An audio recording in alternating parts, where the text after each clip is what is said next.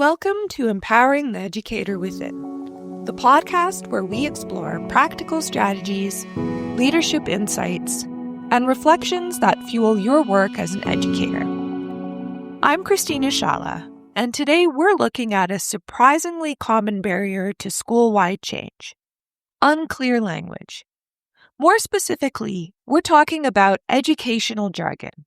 Those familiar buzzwords we often use in mission statements and staff meetings that can mean very different things to different people. So let's dig into why defining that language matters and how it can help your ideas truly take root. You've just led a staff meeting. You stood in front of your team and shared your educational vision, your philosophy, your expectations, the direction you want to move in. You may have used a mind map or bullet points to organize your thoughts. You mentioned terms like student-centered learning, innovative mindset, collaborative practice, and you left the meeting feeling hopeful. But then weeks go by, maybe even months, and that change you envisioned, it doesn't materialize. The classrooms look the same. The conversations haven't shifted. The energy you hope to ignite just fizzles out. And often it's not because your staff disagreed with you. It's because they weren't entirely sure what you meant. The language we use, especially when it's packed with educational jargon, can sound clear to us, but leave others uncertain. And that disconnect can quietly stall even the best of intentions. This is where defining your terms becomes essential. When you share your vision, you're not just painting a picture. You are giving your team a roadmap. And if the landmarks on that map aren't clearly labeled, people head in different directions. So take a close look at your vision. Identify words that could be interpreted in multiple ways. Terms like innovative, inclusive, or engaged learners. What do they actually mean to you? What should they look like in the classroom and across the entire school? Because the impact of jargon doesn't stop at the classroom door. If inclusive means differentiated instruction to one person, but simply welcoming all students to another, that inconsistency ripples outward. It influences how support staff plan interventions, how specialists teach, and how the broader learning environment takes shape. If innovation means technology to some and risk-taking to others, the result won't be cohesion, it'll be fragmentation. That's why it's so important to define these terms through a whole school lens. When everyone, teachers, assistants, admin, and leadership shares the same understanding, your culture becomes more aligned and intentional. That's when your vision starts to take root. It's not enough to assume your team understands your message. You have to spell it out, not to micromanage, but to create clarity. When language is left open, people fill in the blanks with personal assumptions from prior experiences. One teacher's collaborative classroom might involve group projects. Another's might be table group work. The result? Different interpretations, different outcomes. Clear definitions don't limit creativity. They support it. They provide a shared foundation that allows purposeful variation, not accidental drift. And for new staff or those coming from different backgrounds, this clarity is essential.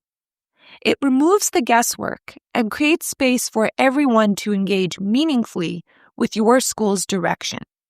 Because when your language is clear, your vision becomes something people can act on, not just hear, but truly understand and implement.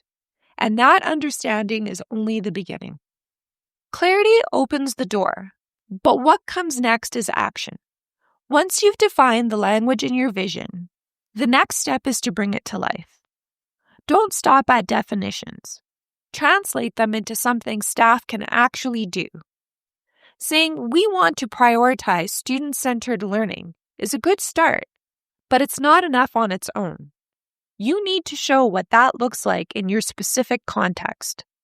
Maybe student-centered learning means students have a voice and choice in the projects they pursue or the inquiries they lead. Maybe it involves shifting from teacher-led lessons to station-based learning, where students rotate through tasks at their own pace. In some settings, it could mean using a flipped classroom model, where students engage with instructional content at home and use class time for hands-on exploration, collaboration, or conferencing. Whatever it looks like in your school, the key is to describe it with clarity and intention.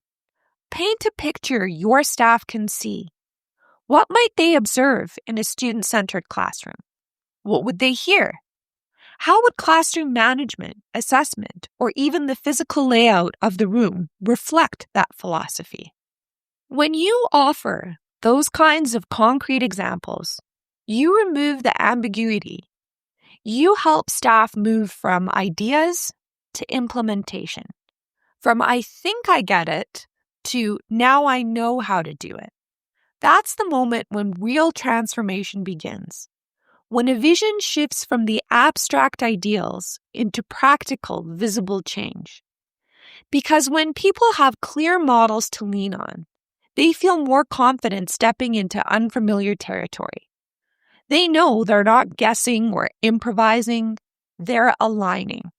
They can see how their actions contribute to a shared goal, and that sense of clarity builds not just understanding, but momentum. It empowers teachers to take risks, reflect, and adapt without feeling like they're working in isolation or heading in the wrong direction. And when that happens across a whole staff team, the shift isn't just instructional, it's cultural. It's also worth thinking about how professional development plays into this. If the PD sessions you organize throughout the year introduce conflicting ideas or use different interpretations of the terms in your vision, your staff may walk away more confused than when they started. So choose sessions that reinforce your definitions. Make sure the speakers, strategies, and tools you bring in speak the same language, your language. Because every PD session is an opportunity to deepen alignment and build consistency across classrooms. At the heart of all of this is a very simple idea. People can't follow a vision they don't understand. And one of the best ways to create a shared teaching and learning culture is to clearly define the language that shapes it. This might mean taking the time to craft an educational framework that reflects your school's unique context, not just in structure, but in language. As you map out the components of your vision, defining key terminology becomes essential, because a framework is only as effective as it is understood. If words like inquiry-based learning, inclusion, or formative assessment are used without clear explanation, they can lead to wildly different interpretations in practice. By embedding clear, consistent definitions into your framework and the planners that accompany it, you eliminate ambiguity before it has a chance to take root.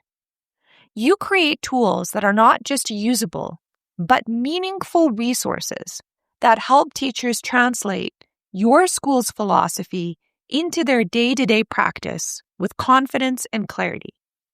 Because ultimately, when we speak clearly, when we define our terms and model what they look like in action, we're not just communicating expectations. We're building capacity. We empower others to follow, contribute, and carry that vision forward in a way that is cohesive, intentional, and sustainable. Thanks for listening to Empowering the Educator Within. If today's episode resonated with you, I invite you to visit shallowbooks.com to read the full article that inspired it. You'll also find additional resources on creating educational frameworks and planners that bring your school's vision to life.